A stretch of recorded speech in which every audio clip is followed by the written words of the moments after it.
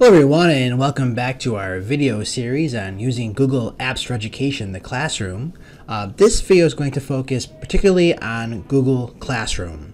So hopefully you'll be able to watch some of our previous videos on Google Apps like Google Drive, Google Docs, Sheets, Slides, Sites. Those aspects are essential to know before you really dive into Google Classroom, because really Google Classroom's main role is to facilitate teachers and students using Google Apps together effectively and efficiently. So if you don't really know how to use a Google Doc, or you're not really that familiar with Google Drive, then you're really going to struggle with Google Classroom. So it's really essential to kind of have those building blocks in place first and know Google Apps, know Drive, know Docs, no Slides, know those applications first, because then you're really going to get the most out of Google Classroom. Okay, so Google Classroom is really in many respects, more and more a full-purpose learning management system. All right, so I know a lot of us are teaching with students face-to-face.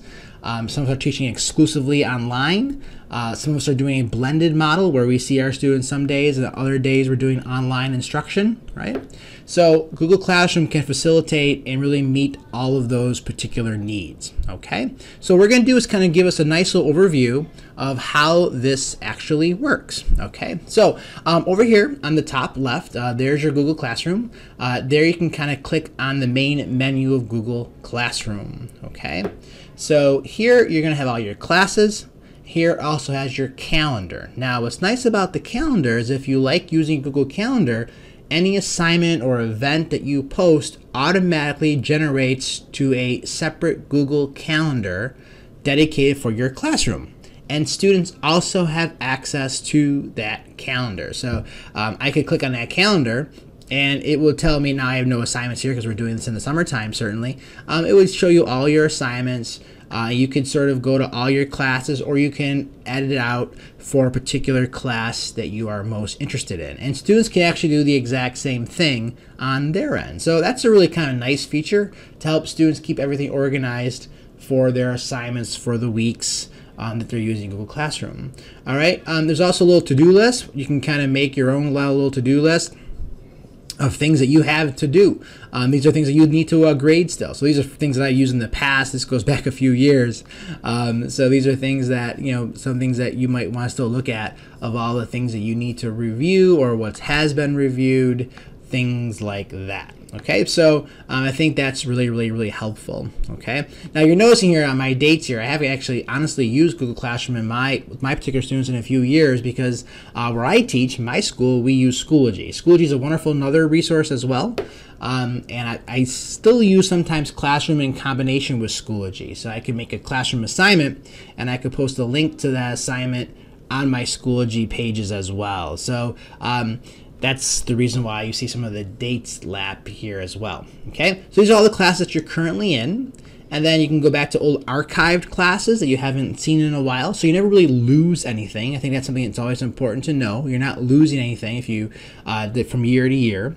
And these are just your settings. There's not a lot of settings. Google has kind of made this really sort of simple and bare bones on purpose. They didn't want to overwhelm you with all these different options that you have here. So you have your email notifications, comments on your posts. If you post something, do you want to give your students the ability to comment on that post? Comments that mention you, private comments. So you can kind of customize this. Late submission of student work. Do you want to allow students to submit work late, to resubmit work if they did a mistake? So you can sort of really fine tune some of these aspects for what you want to be notified about and what sort of parameters you want to give your students, I guess, in terms of how much they can submit work and how often they can submit work. Okay, so that's kind of the main page there. Not a lot, as I kind of told you. So again, the easiest way to access Google Classroom is to go to classroom.google.com, or if you're in your Google Drive, you always see this waffle icon of your Google Apps. And you will find Google Classroom somewhere down here in your Google Apps. You can move these around a lot too. When you're in your apps page from your little waffle here from Google Drive, you would actually see that. Okay. Now, for a lot of you, you might be creating a course for the very first time. So the way you do that, it depends on where you're working. Sometimes schools automatically create courses for you. sometimes schools will ask you to create the courses for yourselves. If Google Classroom is tied to your school's data system, if it's tied to their domain, if it's tied to their gradebook, oftentimes what districts or schools will do will make your classes for you before the school year begins, and they will populate all your students in there already. So you log on, you see your classes, and you see all the students that you have. If your school does not do that, it's not a really big problem. You're going to just have to make your own classes and invite your students to join your class. So the way to do that's really easy. There's only one plus button to create or join a class. So if you create a class, we'll just kind of do I'll just call this test class. You can give it a section if you want. Section 1, Section 2, you create multiple sections of the same class if you really wanted to. Subject, room, that kind of thing, if you really, however you want to get into it. You press create. Now it's creating your class for you. Okay, give it a second there to make that happen. Right? And there's your test class. And now the first time you make a class is kind of nice. It actually gives you this little guide. So we'll kind of go through it. So to invite your students to your class, you have to share this class code with them. Okay, that's kind of a neat way. You can do that. And I'll go over that more again in a little bit. All right. So here we go. So let's just kind of walk our way through this sort of blank canvas of a class. So let's talk about getting students into your class. Okay. So they give you this class code, you can display it, and if students go into Google Classroom, they can join a class and just enter this code into that particular, for that particular class. Okay, so your school might force your students to certainly log in with their school email. So they log in with their school email, they'll have access to this class. Sometimes schools make it impossible for students outside the school to access your class for safety concerns, obviously. So make sure students are logged into the right account. If they're not logged into the right account, they won't be able to access your Google Classroom, okay? Another way to invite people, you can go to the people page. So I went to the people up here at the top of this ribbon. Okay, you could add a co-teacher if you wanted to. So you're teaching multiple sections and you're teaching classes you teach together. You can add a co-teacher and give them rights and responsibilities. And then you can add students this way too. So what's nice about this is that if your students are on the same domain as you, for the same school, you just start typing their names and their names will appear here automatically. And it will generate it for you. And you can invite each student individually as well and kind of populate it. So when they log in, boom, to Google Classroom, right away they'll see your class. So that's really the main ways to invite students to your class, either through sharing the class code or going into people and hitting plus for students, and then you will have all that. So those are kind of the main ways, okay? So just kind of keep that in mind, all right? Now, let's go back to the main page here. So this is your stream. This is kind of the main, kind of like a feed of a Twitter feed or a Facebook feed or an Instagram feed, kind of all the things that you see here into your feed. Now, I want to kind of just guide you through some of the things that are kind of neat so you can kind of take a look at it. One of the things Google did very recently was they combined Google Meet, which is their video Zoom tool, right? Their video conferencing tool. It used to be called Google Hangouts. Then there was Google Hangouts and Google Meet. Now there's just only Google Meet.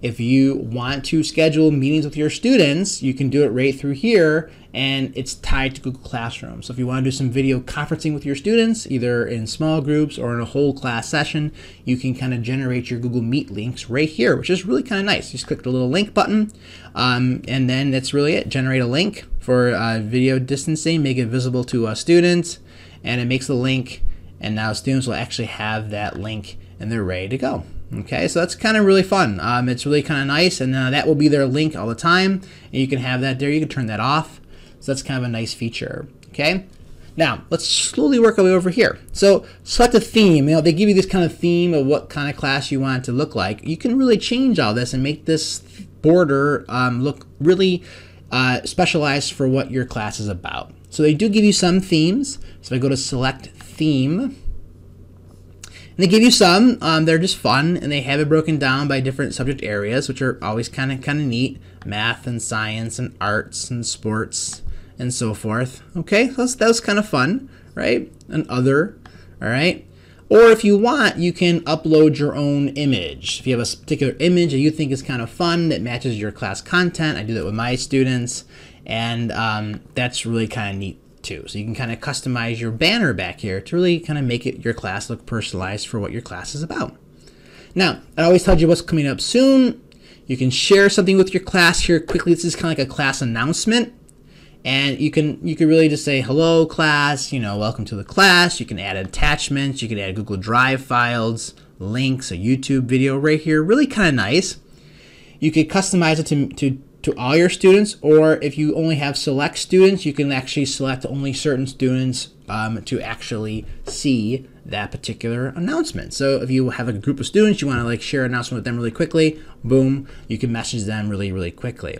You can also schedule your posts. If I just say hello, and I can go down here to the posting, I can post immediately, I can save it as a draft, or I can schedule to be posted later. So if you want to get ahead a little bit and you want to maybe have all your posts for the week kind of come up at certain times, you can do that. Okay, so really easy things here. This is kind of like your main sort of place to just sort of post ideas and assignments. I mean announcements, I would say mostly. Okay, that's really it for that part of it. So that's really kind of nice. Now, one of the main places you'll be in is the Classwork page.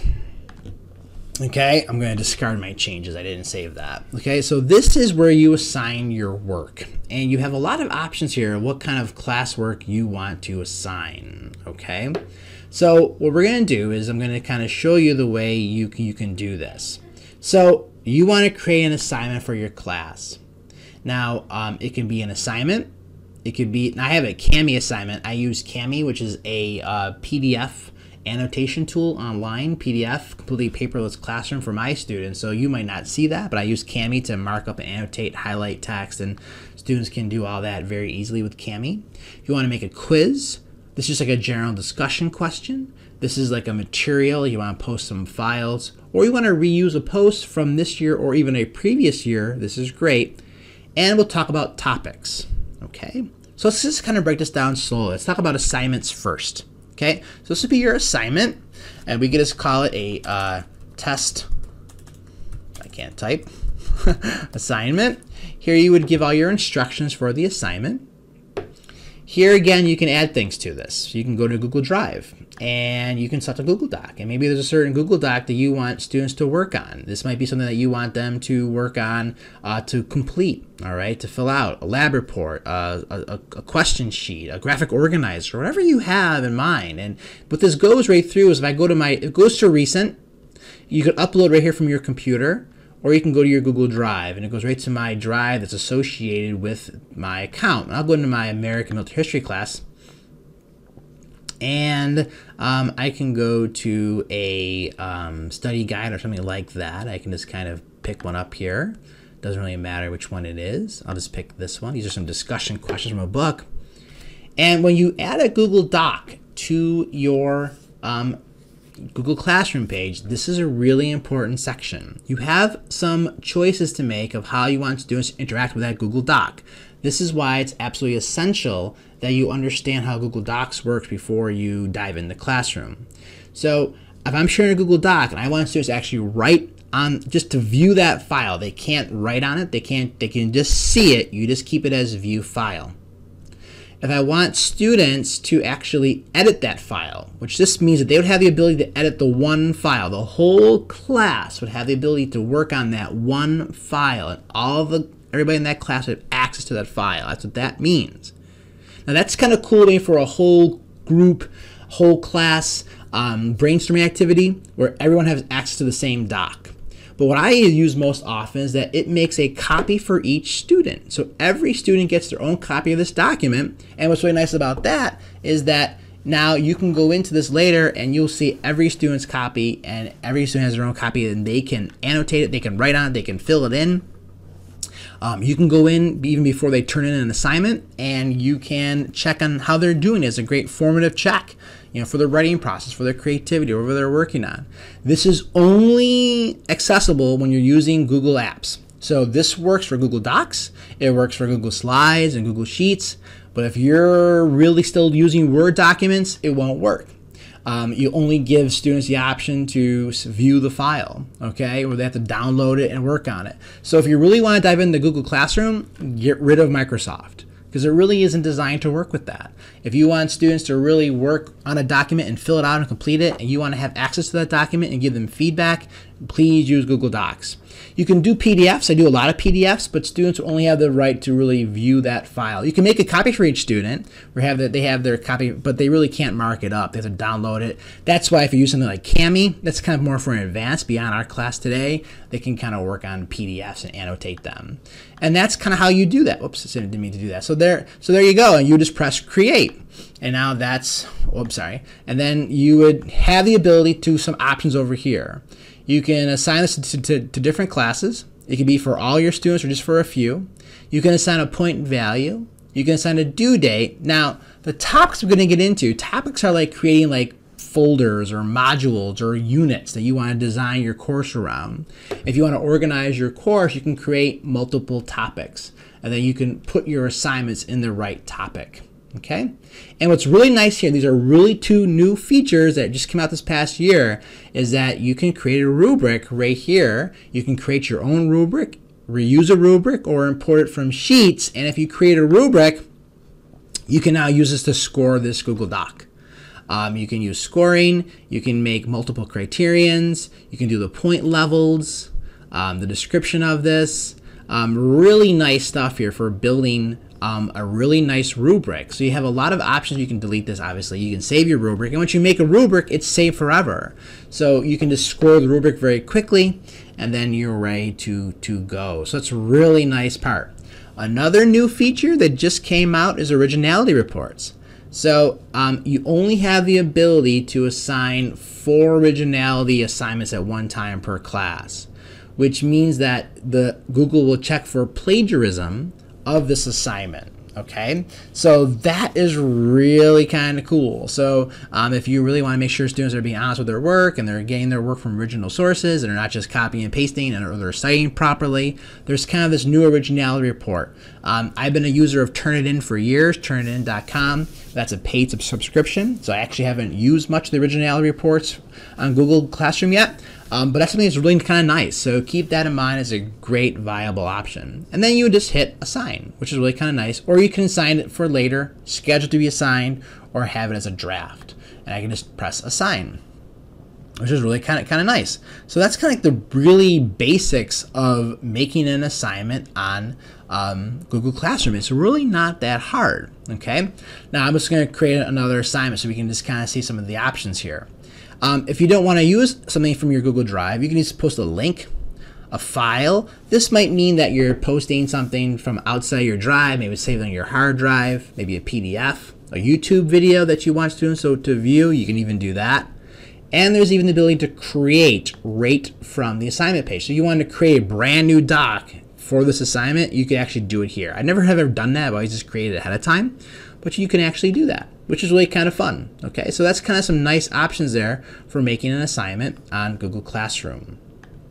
Now, the other things you can create here are a quiz assignment. This is kind of fun, and this is actually tied to a form. Okay, so you give it a title, test quiz.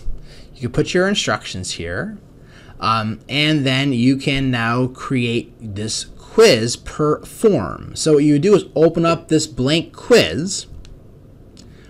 This is all kind of nice, lock mode for Chromebooks, which means that if they're on a Chromebook and they will not be able to open other tabs, which is kind of nice. Okay, you can turn that off and on. So this is good for in class, right? Obviously they're home, they might be using their Chromebooks, or they're using a PC or something else, or a Mac. But if you're in a Chromebook environment in your school, you want to lock it down for an authentic assessment, you could. So this is why I'm not going to go through how to make a form now, because I did that in previous videos, but this is really where it's important, again, to know how to use Google Forms before diving in the classroom. So you would title your quiz, make your quiz questions, right? You can put the answer key in, you can make it multiple choice or other kind of check boxes, all right? Here are all the themes and add-ons and settings that we went over previously in Google Forms is all right here for you, which is really kind of nice. So then when you press assign it, boom, you have now just made a quiz to be used with your students through Google Classroom. But it's really essential that you know how to use forms first. So make sure you go back to those videos on forms so you know how to actually do that. That's really, really important. Okay? Now, you can also create a question. This is like a discussion question, you know. How are you doing today? Boom. And you can make it a short answer question, multiple choice question. You can give instructions. You can attach a document too if you wanted to. You can give this a point value as well. So this is like building a discussion in Google Forms, and students would have the ability to reply and reply to each other as well. So this is more like a discussion feed. You want to have a discussion around a topic, a book, a story, a current issue, something. This is where you can even make a rubric here for it as well, and really have some fun with that as well. So you would just say, ask a question, and they could schedule it for later, or they can save it for a draft, and you would press ask. Now you just create a quick little ask a question, okay? That quiz is still showing there because it's in draft. I never really deleted it. Okay, material is just posting like, you know, it's not really an assignment. You just want to post a resource. You want to post additional materials and things like that. So I can do, you know, test materials, right? And I can go in and give instructions. I can add Google Docs here. I can add a link. I can add files. Same thing. See how there's no grading associated with it? And I would go to post, and I have all of that. Okay, so I would post some test materials there. Okay, so you got materials, you got a discussion question, you got an assignment, you got this little draft quiz that we're not really using yet. You can reuse posts from previous years as well. Now, this is what I want to talk about topics. So topics is important. So I can create topics from two different places. I can create it right here, and I can go to topic, and I can just say like module 1. I can add it. What you're going to see here, wow, it just came up here on the left-hand side of all your modules. Now, I can actually move things around and kind of, you know, do some moving of where I want to do things. But I can also now go into my test materials. I can edit this, and I can put it into a topic, module 1. Or I can create a topic right from an assignment as well. So I can move that to module 1 and press save. Okay, boom, now that's in here. So if I go to module 1, you would see test materials, all topics. So this is how you would organize. I can edit this post. Okay, I can go to my topics, I can go to module 1, I can press save. Okay, now it's in module 1. Okay, so, and this is just all your topics. It gives you everything. Or I can just isolate it just to module 1. So module 1, you only see the things I put in module 1. All topics, you see all your assignments and all your materials. So this is the way that actually wasn't around a couple years ago. And I suppose one of the faults of Google Classroom is it was really hard to keep track of everything because you have this huge feed of material. Well, they finally kind of gave us a chance to kind of break it down. This is like folders, topic folders, unit folders, right? You can kind of keep everything into a certain unit. All right, so that's really kind of nice for Classwork. Again, they did some neat things here.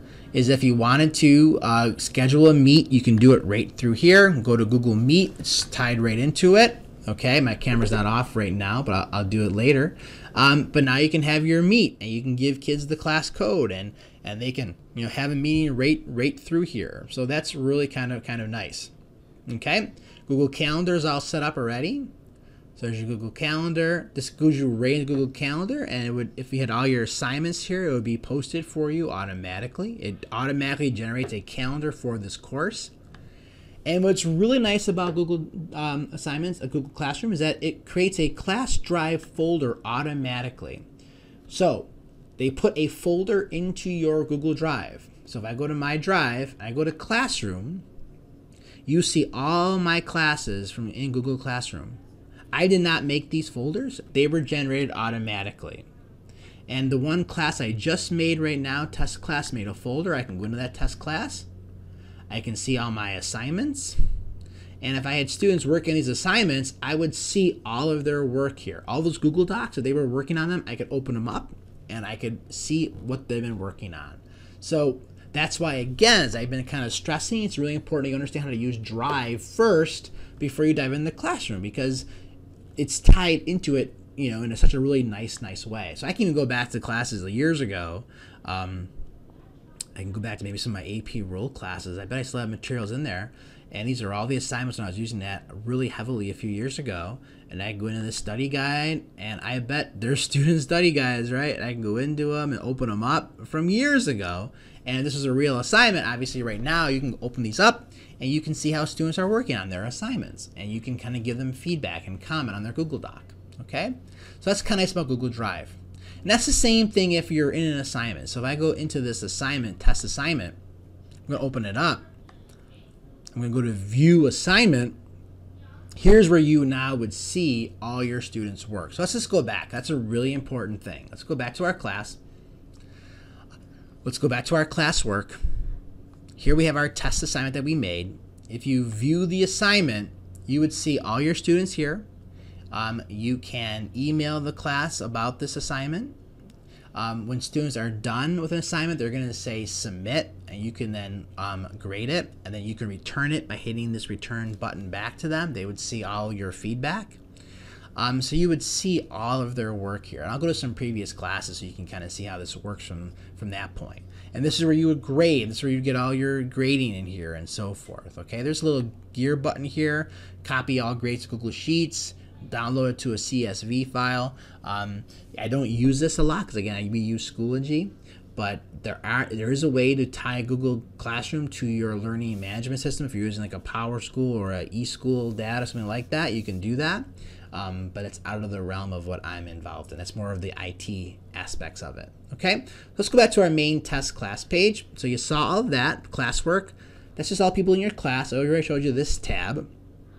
Then you have grades. So obviously nothing's graded here. You see all the works and all the grades of all your students. Okay, so what I'm going to do is go back to some previous classes just to kind of give you a sense of what it looks like from that point. This is my AP World class years ago. Still got all the assignments there. And if I went into classwork, let me go into this one. So you see all the students, right? And I can go back to see all their names. And this is all their work. And I can go open up each one. This person turned it in. And see how now I can grade it. I can look at their work. I can put comments on it up here. This is really kind of nice. I can give it a grade. I can give them private comments. If I had a rubric associated with this assignment, I don't. I would be able to kind of give them all. I can click on the rubric. Comment bank, which is really nice. You can add comments to a comment bank. And now if you use similar comments again and again and again, you can kind of just throw those comments on the comment bank, which is really nice. It's actually a really new feature, which I think is just really fun that they've actually done that. So that's super nice. See how it tells you just when you make a comment, you can actually make a comment into the comment bank. All right, so let's just do a practice one. So I can go here. I can make a comment, and this is what if you're using with comments, right? Great point, right? And I can go to comment, and now if I go back to that comment, I can add it to the comment bank. All right, great point. All right, now that's always there. So it's really kind of nice that you can kind of do that and now keep sort of a whole repertoire, if you want to call it that, of comments. All right, and then you just go to the next student's work, right? This student turned it in, that student turned it in. You can go back and you can kind of go through all of their work. Again, I'm being very honest here. I don't use Classroom to grade work. This is work that I've done years ago with my students. These students are now well into college, but I use Schoology. But I wanted to show you some great options here of actually grading work on Google Classroom. So I thought that's really just a lot of fun. Okay, so that's kind of how that works from the student standpoint of what you're doing. Okay, so that was a really big, deep, overview of Google Classroom. I think the major thing to keep in mind is start off slowly. Start off slowly, practice with it, build it slowly, keep it simple, keep things organized for your students using topics, all right, and keep things consistent. I think if you're keeping things consistent, it's really going to make your life and their lives a lot easier. That's a very similar workflow as you work through it. Okay, so I hope this was a helpful video. And if you have any questions or comments, obviously always let me know. All right, take care. Bye-bye.